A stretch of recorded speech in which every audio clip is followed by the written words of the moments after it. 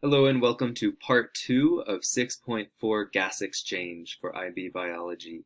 So the second part of this, we're talking about two specific types of cells that compose the alveoli.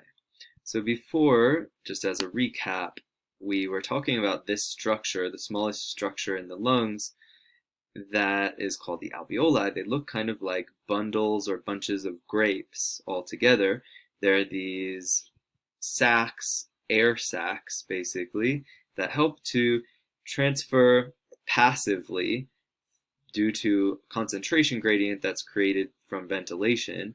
They help to transfer oxygen passively from the alveoli into the blood cells, and it helps to transfer the CO2 from the blood cell in the capillary to the alveoli so that it can be expired out of the body as a waste product.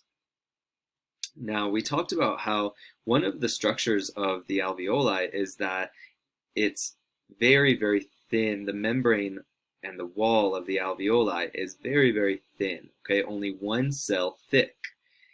And these cells along this membrane are known as type 1 and type 2 pneumatocytes. Okay? The type 1 pneumatocytes are mostly the ones that are along the wall of the alveoli. The type 2 pneumatocytes are also sort of along the wall, but they have a different function. The type 1 pneumatocytes are extremely thin, okay, and that allows the pathway of diffusion to be really short so that it allows for efficient and effective exchange of the gas.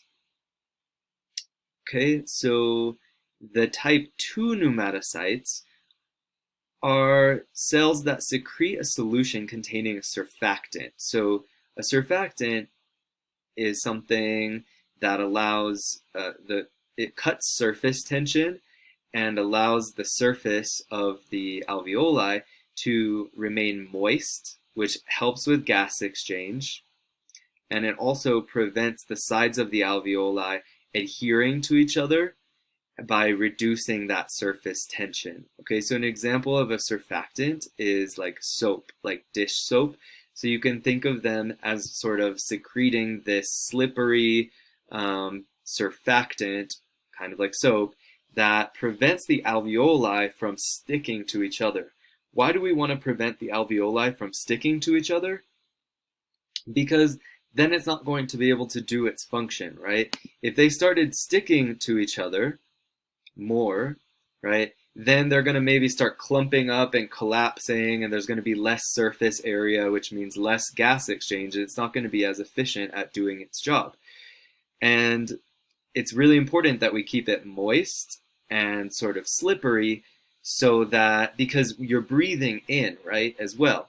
And so there's going to be a lot of evaporation of water molecules, and things could get very dry if it weren't for those type 2 pneumatocytes secreting that solution containing the surfactant. This is a micrograph of the lungs showing some of these cells and the structures in the lungs. Keep in mind, you will not be required to actually analyze a micrograph of the lungs, but it's still kind of cool to look at these structures and see what it really looks like. So you've got over here a capillary, a small capillary. Here you've got some arrows pointing to the erythrocytes, the red blood cells, the small red disc-shaped red blood cells going through the capillaries, right? The capillaries surround the alveoli because it's going to carry the deoxygenated blood over to the alveoli so that the deoxygenated blood can pass off the CO2 to the alveoli so that it can be expired. And then the alveoli would contain the high concentration of oxygen that's going to diffuse across those 5 membranes until it's inside of the red blood cell. And then that red blood cell is now oxygenated and could go on to the tissues of the body to oxygenate the tissues of the body. We've got our type 1 pneumatocytes, which are those really thin cells that create the wall of the alveolus. Okay, and then you've got the type 2 pneumatocytes, which also sort of are on the wall of the alveolus. But they have a different function. They're secreting the surfactant. so that the alveoli don't stick to each other and so that they remain moist, which is going to help with gas exchange. Here we're talking about emphysema. It is a lung disease that can occur, and it's caused by mainly smoking, but there are some genetic factors that can cause people with a long history of chest infections to develop emphysema as well, and air pollution is another contributing cause, okay? And it contributes to this inflammatory response in the lungs. Okay, so there's some normal alveoli up here, and then there's alveoli with emphysema down here in this image. And so as you can see, basically there are white blood cells that produce protease, which you don't really need to completely know about that part, but just know that it's due to the breakdown of connective tissue. There are this formation of these large air pockets and a breakdown of the capillaries that surround the alveoli.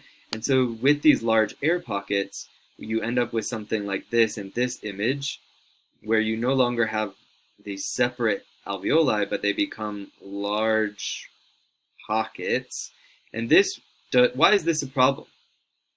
It reduces the surface area to volume ratio. As you can see up here in this image, there's much more surface area in all these alveoli than the one down here in this image, because there's just this whole perimeter of surface area here, and then tons of volume as well. You want a higher surface area to volume ratio because it's going to increase the amount of gas exchange that's occurring, which is going to increase the amount of oxygen in your blood so that your tissues can become oxygenated.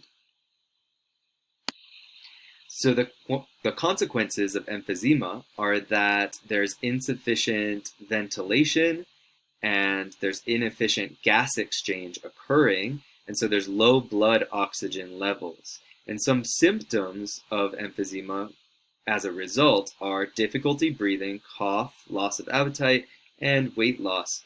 And specifically the difficulty breathing part, because essentially people are gasping for air and trying to bring in more oxygen into their bloodstream, but they just physically can't because they don't have the structures to do so. As a part of this subtopic, you also need to know the causes and consequences of lung cancer.